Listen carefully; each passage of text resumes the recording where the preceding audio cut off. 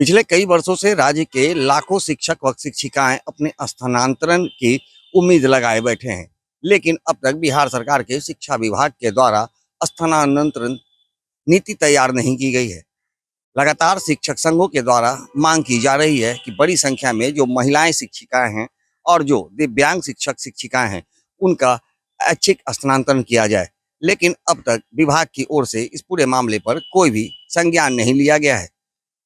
लगातार शिक्षा मंत्री के द्वारा यह बयान दिया जाता है कि जल्द स्थानांतरण की प्रक्रिया पूरी कर ली जाएगी, लेकिन लगातार समय देने के बावजूद भी अब तक स्थानांतरण की प्रक्रिया पूरी नहीं हो पाई है।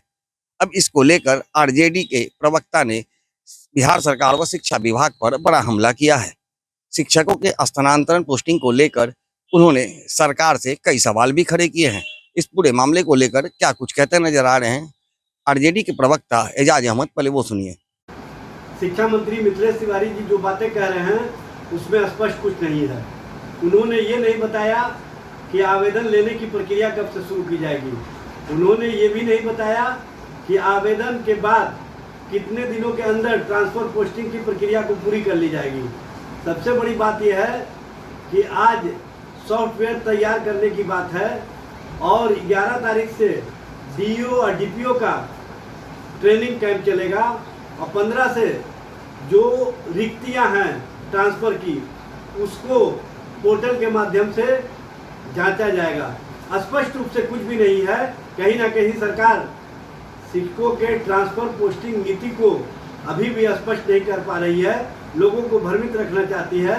और सरकार के स्तर से शिक्षा मंत्री मिथिलेश तिवारी जी जो बातें कह रहे हैं उसमें भी उन्होंने स्पष्ट नहीं किया है। इस तरह से बिहार में शिक्षकों के ट्रांसफ़र और पोस्टिंग के मामले पर भ्रम की स्थिति खड़ा करके सरकार जो आज से ट्रांसफ़र पोस्टिंग के लिए आवेदन लेने की बात कर रही है उसको सच और सच्चाई से लोगों को रूबरू नहीं करा रही है। तो जैसा कि आपने सुना, एजाज अहमद ने सरकार से सवाल खड़ा किया है, सवाल से सवाल पूछा।